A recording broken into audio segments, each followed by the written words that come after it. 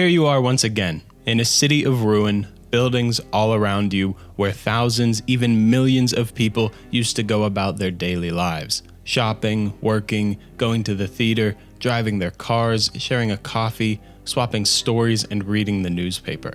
Now those streets are near silent. That world is gone. You can imagine what that world is like because there's a good chance you have seen or lived in a setting not too dissimilar. Most of the people in this world have not. They don't know what it's like to live in that world. It's ancient or even alien to them. Times have changed. Life is different now.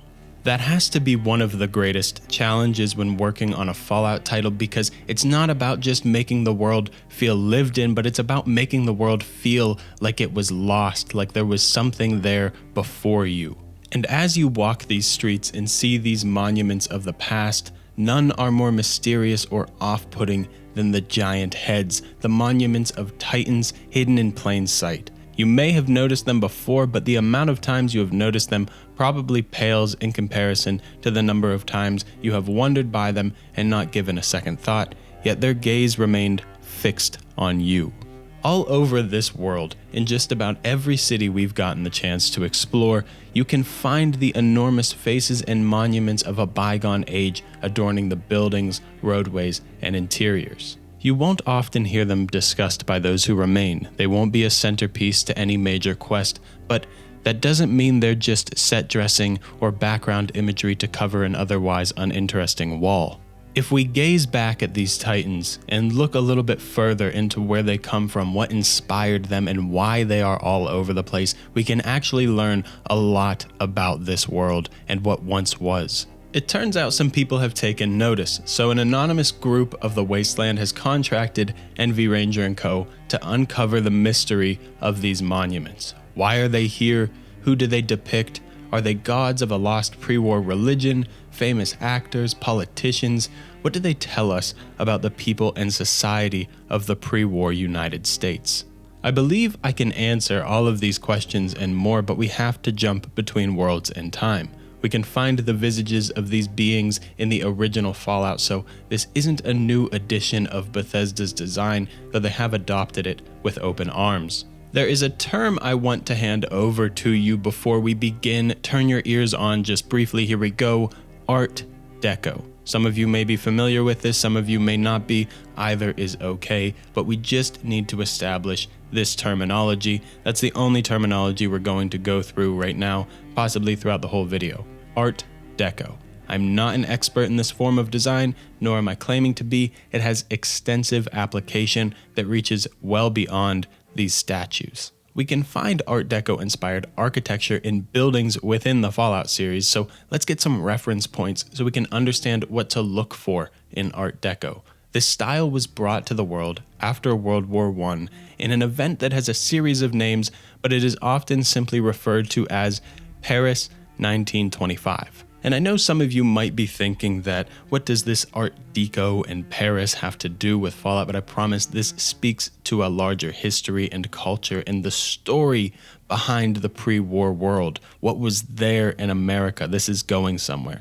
Much of American architecture, in the real world this is, and design would historically borrow from Europe, and Art Deco would be no different. We often hear Fallout takes many aspects or ideas of the future from the United States in the 50s and 60s, but here we are seeing the prominence of the 20s and 30s. And through much of this, I've come to discover that Fallout really might be pulling more from the 20s and 30s than it does the 50s and 60s, though I'm sure that's a matter of debate. I'll be honest, I've lured you in with Fallout to show you some real-life history and architecture, but I promise you'll find some of these buildings fascinating to look at, and you may even see some familiarity here. So let's take a look at the real-life Art Deco-inspired buildings of the late 1920s and 30s. Here we have the Eastern Columbia building in LA, opens in 1930. The McGraw-Hill building in New York City opened in 1931.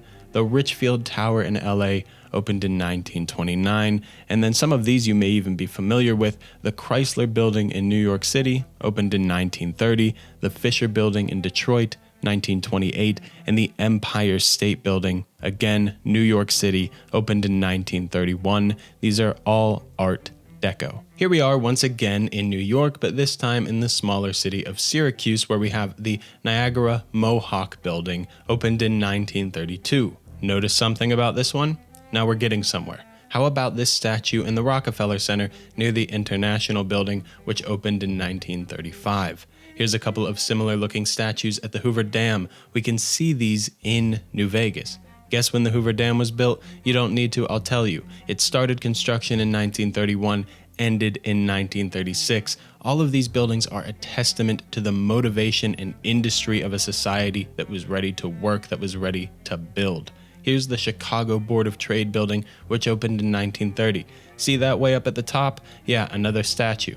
Here's some more statues on some more buildings, all of which came from the same time period and from the same design style, Art Deco. You'll notice that many of these buildings vary quite a bit. Of course, they have some overlap. They're large, grandiose, tiered. They make the humans that are going into them feel small, and this is by design. They are, in a way, modern-day temples. And like many forms of art, Art Deco is heavily influenced and inspired by many other forms of art. It is, at least in part, influenced by ancient cultures that held polytheistic religions, meaning they worshipped many gods. Check out this fascinating looking building here, which is the General Electric building in New York City, opened in 1931. By no mistake, at the top here we can see these sculptures, which are referred to as the electric spirits, and they are covered with electric waves. Let's hop back to the Niagara Mohawk building in Syracuse, New York, which has this Spirit of Light statue on the front of it. This again is not a mistake, as it was the headquarters for the Niagara Mohawk Power Corporation, power providing light. At the time, it was the nation's largest electric utility company. And then once again here outside of the Rockefeller Center, we have Atlas, the Greek god who held up the heavens, but here he is a display of American bronze work. On the Nevada side of the Hoover Dam, we have the winged figures of the Republic, a sculpture that was made by Oscar J.W. Hansen, a Norwegian immigrant. And some might say, look, Oscar here, he's Norwegian, and many of the sculptors, they weren't born in America. Even Art Deco itself, this is something that spawned in Paris, France. What's so American about this? And this would really just be a misreading of the situation. You have to remember, this is the early 20th century, where America is having a major influx of immigrants. It's a nation of immigrants. Oscar himself would go on to gain his citizenship and join the American Army. And listen to this quote Oscar gives before the statues are even complete. He says, "Man has always sought to express and preserve the magnitude of his exploits in symbols. They form the connecting link between the spiritual and the material world. They are the shadows cast by the realities of the soul." The people of the time are putting their focus on human excellence, displaying their ambition through the skyscrapers, sculptures, and the Hoover Dam itself. Here once more atop the Chicago Board of Trade building sits a statue of Ceres, the Roman god of agriculture and fertility. This structure is 6,500 pounds and over 30 feet tall, made of aluminum. And many of these skyscrapers and other locations, of course, are considered on the state and national level historic landmarks. This reinforces the idea that to this culture, these are so much more than office space. Point being, these monuments were not just some afterthought tacked on, they were incredible works of art, but they were not a part of some renaissance of religion where Americans were suddenly leaving Christianity and jumping back to Greek or Roman mythology.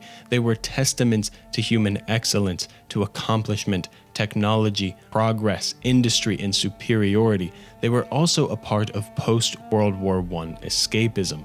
Art Deco was the imagery of these ideas. As stated, progress, technology, but also adventure, drama, theater, all of these ideas are taking you from the present to the great beyond to escape. Much like we use television, social media, and video games as escapism today, Art Deco and the culture of the time with cruise ships, jazz, radio, and theater was escapism to them. Why did the people of this time period want to escape? How about a world emerging from the most devastating war mankind had known, which then plunged into the Great Depression?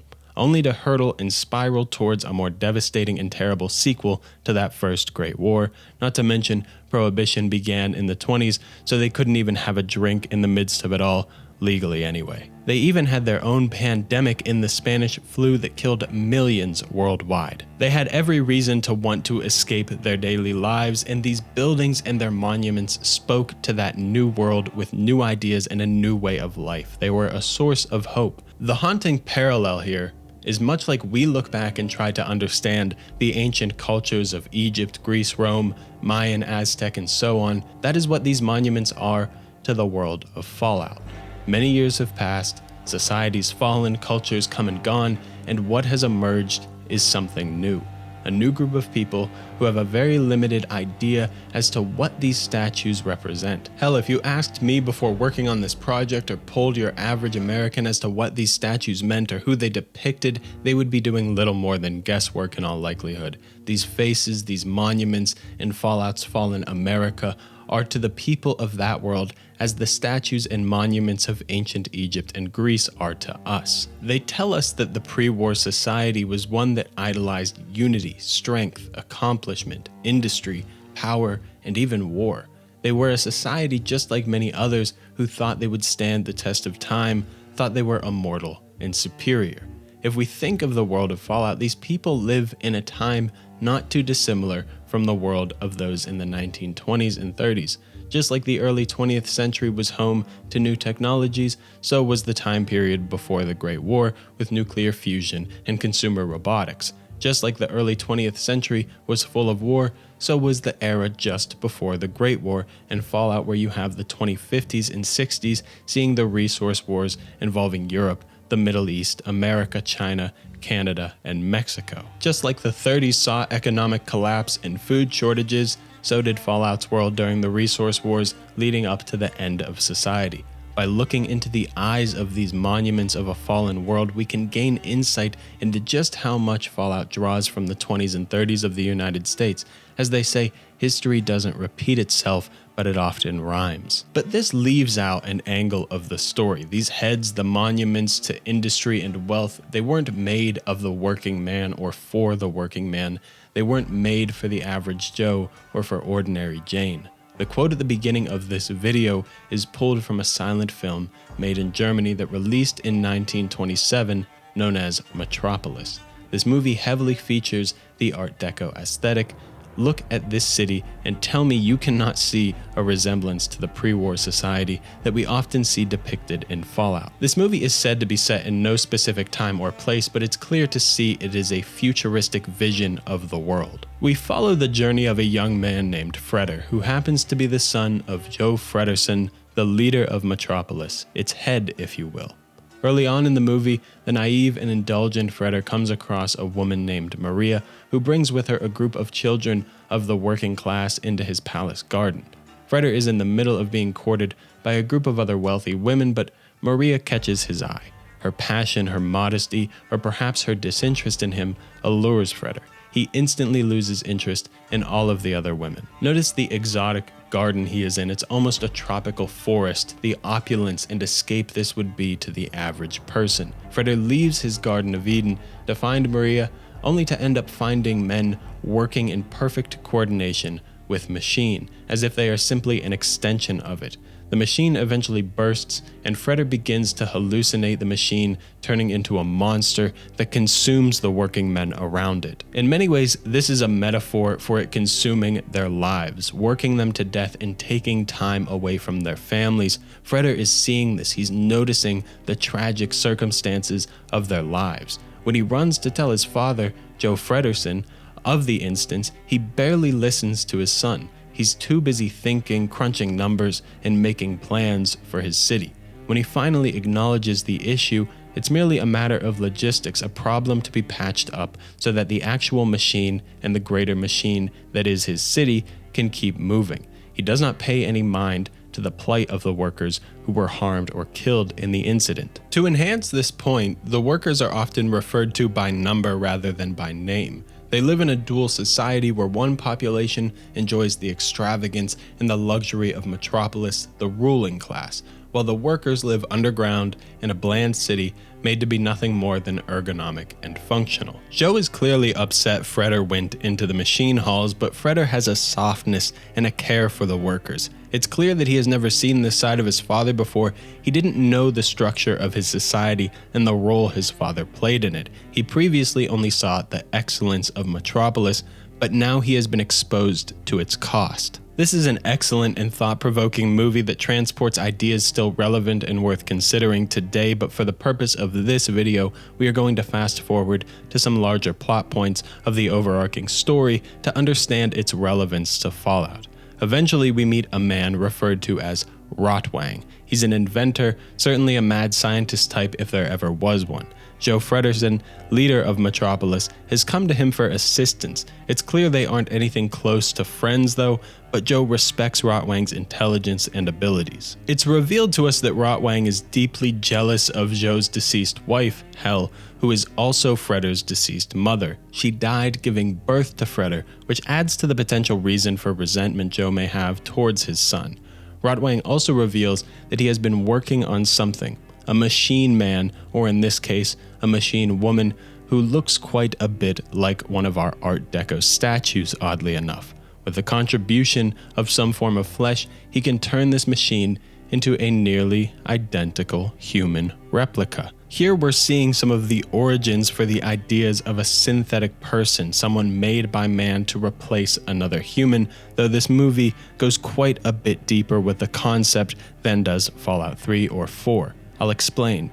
Joe finds this recreation of his dead wife quite disturbing, as you'd expect, but he sees the practicality and usefulness of Rotwang's newest invention, so he reserves his disdain and comes up with an idea. You see, Maria, the woman that Freder has now fallen in love with, is a bit of an iconic figure to the working people. She preaches to them ideas of hope and peacefulness. She brings them comfort and escape. She mentions the prophecy of a great mediator who will bring the working and ruling class together. Head and hands need a mediator. The mediator between head and hands must be the heart, she says. More importantly to Joe, she has their respect and attention. Meanwhile, Freder, his son, is listening in on one of her sermons and decides that he will be that mediator, the one who joins the head, the ruling class, and the hands, the working class. Joe and Rotwang have other plans though, and they aren't even the same as one another. Joe commands Rotwang to kidnap Maria and create a machine woman, a synth if you will, out of her so that they can discredit Maria and ruin her reputation with the working class. Little does Joe know though, Rotwang will carry out his orders halfway. He will kidnap Maria and he will create a machine woman out of her image, but he will not use it to carry out the bidding of the man he despises. Instead, he plans to use Maria's likeness to spark a riot and destroy Metropolis. He uses his false Maria to enrage the workers, where Machine Maria will essentially say to the workers, why do you give your blood, sweat, and tears, give your lives to this ruling class? You work the machines, you maintain the city, you hold everything up on your backs, and for what? As I said, the workers trust Maria. She can tap into them on an emotional level, so riots ensue. The workers charge the large machine known as the Heart Machine, and they destroy it. But in their rage, they were blinded to the potential consequences this might have on them. This won't just damage the metropolis above, but it will also cause major flooding to their underground city in which they live, the one their children are currently inhabiting while they are off on crusade. Now the workers are panicked and they feel manipulated and foolish, so they seek to blame their misdoings on someone else.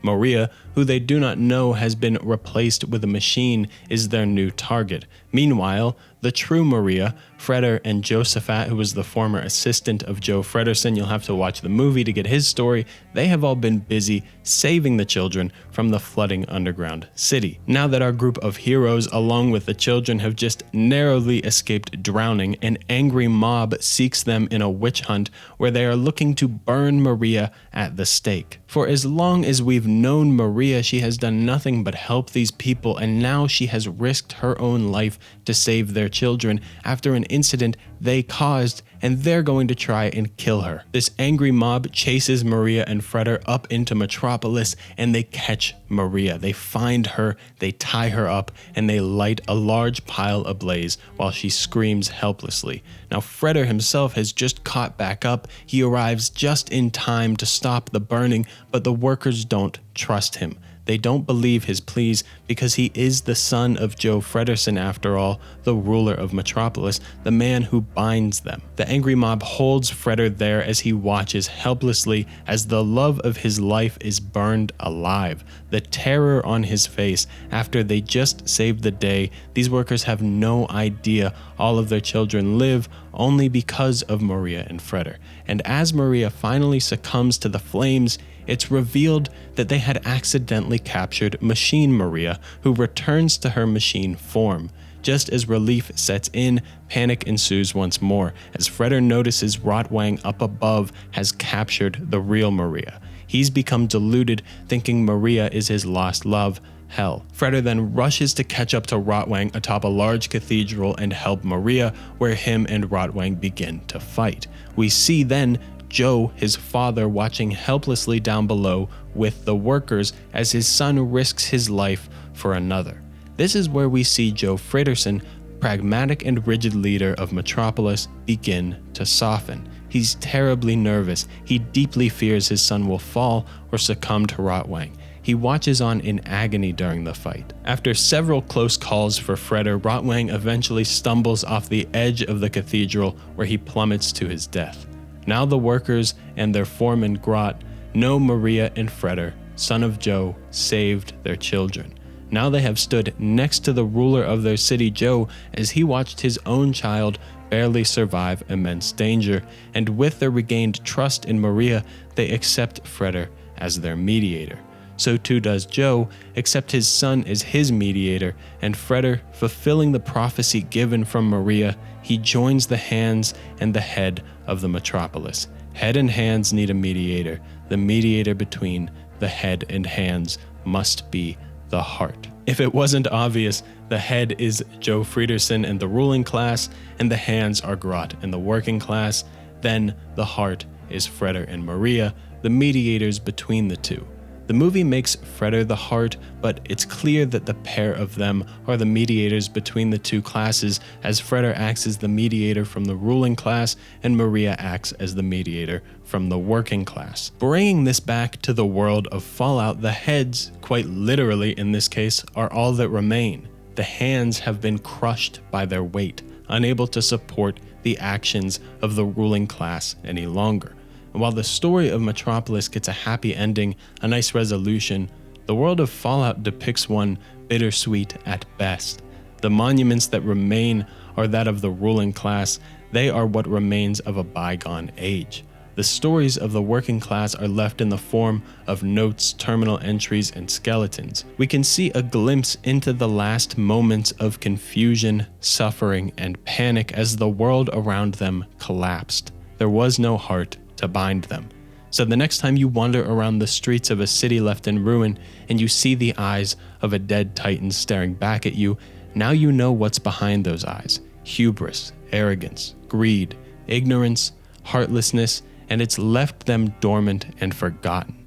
It's not just a testament to failure of the ruling class, not just Vault-Tec, the US or China, but the working class as well. The whole society that didn't seek unity. They did not seek to change course. They sat by and waited for the world to end. Behind the eyes of those faces is the entire story of Fallout. Let's get into some more meta discussion around these statues within game. While Fallout is a form of escapism itself, it's also a cautionary tale for a world or a society too caught up in escapism, one that's distracted by fancy cars, robots, luxury, and indulgence. We can even see some more parallels between Metropolis and Necropolis from the original Fallout, where you have a ruling class of ghouls and the above ground headed off by Set, and then another group of ghouls who are driven to live underground. The machine woman from Metropolis also deeply reminds me of the imagery and aesthetic of the Assaultron from Fallout 4. We can also see early on in the movie where these athletes are training in some Olympic level training grounds,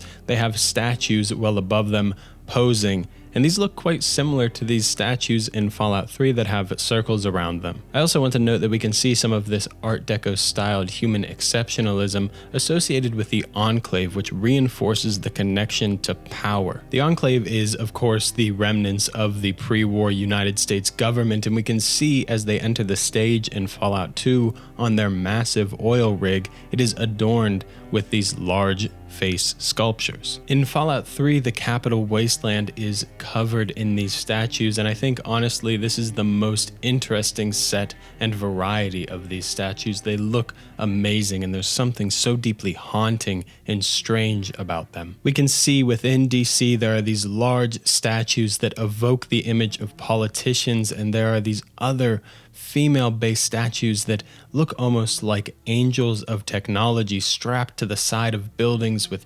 speed rushing through them. Even though they are completely still, you can see up here near their heads, especially in this one bit of concept art, it looks fast. It looks like it's moving. Progress is going forward. There's a story being told in the images of these statues. And they don't all promote the same ideas or the same story. Again, some push power and dominance, others technology and progress. This one here, which I believe is in both Fallout 3 and 4, has a somberness to its face, a sadness, a questioning as to what have we become perhaps. Well, this statue over here promotes ideas of regalness and statesmanship. But ultimately, this is artwork, so don't let my interpretations and my words be the only ones you attach to it. Look at it, get some ideas. If you feel, throw them in the comments and give other people ideas that aren't just coming from me, because again, this is just me looking at these and taking my interpretation of them.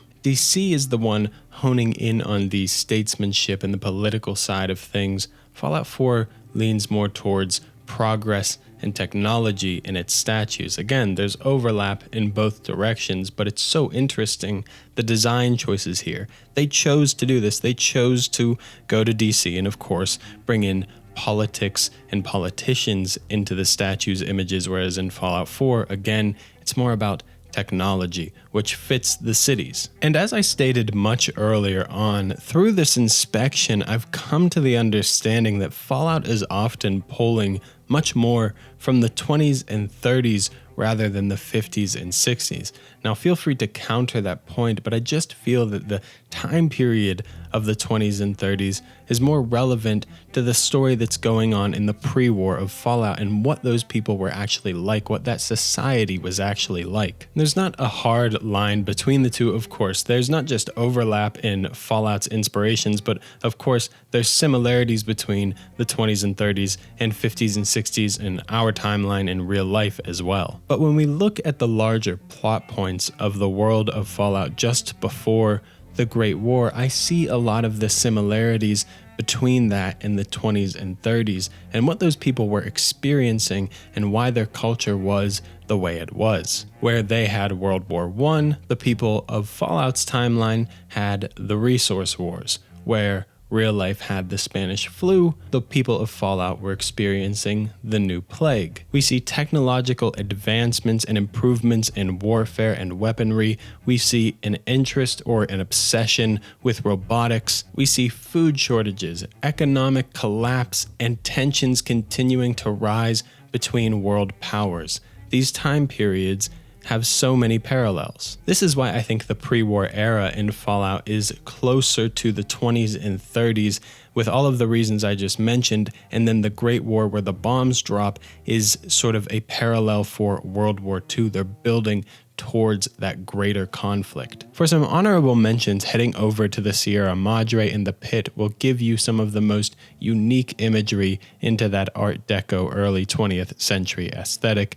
In the pit, based on real-life Pittsburgh, of course, we have this enormous Art Deco tower with the statues on it, known as Haven in-game. This is likely based on the real-life Cathedral of Learning, although in real life this tower is well outside of the downtown area in Oakland. On the other hand, the Sierra Madre is a great example for that Art Deco aesthetic because of its opulence, its grandiose nature with theater, adventure, and of course, escape. It's a great indication of escapism. The whole narrative, the whole story there is about letting go, and that takes me to my next and final point. Fallout needs to stop showing us the pre-war. The universe is set in an alternate timeline well into the future for a reason. We explore what remains, and we get to learn bits and pieces of the past through clues that made it to the other side of atomic war. That must remain our primary lens. The more we interact with it through that medium, the more we have this mystery and intrigue as we look into an alien world. But if we're constantly going back to the pre-war in various intro periods in games like we have in Fallout 4 or in the television show where they can sort of endlessly explore the pre-war, it breaks down all the mystery. There's nothing to learn from the other side if we get to see the entire story from their perspective. I've heard so many people over time say they want to see more of the pre-war, and I believe them. I believe that they want to, but I also believe that they don't actually know what they want. They feel the intrigue and the mystery behind the pre-war. You lose that if you show too much of the pre-war, especially if it's disappointing, but regardless, the mystery will go away. Alternatively, we should just be learning about that period in time by playing each new entry, where each new entry will explore bit by bit what the world was like before the setting we actually experience. This is my personal plea. So Todd, showrunners for Season 2, Fallout 5 devs, I'm looking at you. Please stop showing the pre-war. Please stop breaking down the barriers of mystery. The echoes of the past are what makes this series so captivating. Leave them as echoes rather than putting them up front and center. We have to let go of the past and move forward with the world. Okay, it's time for me to get this holotape back to the group of Wastelanders who are interested in those heads. Hopefully the fourth wall breaking doesn't confuse them too much. Click those buttons below so we here at NV Ranger & Co. can afford to build a giant Art Deco style skyscraper for our new offices with a giant sculpture of my head. I want it to be taller than the Lucky 38 too. That'd be nice. I'll see you in the comments.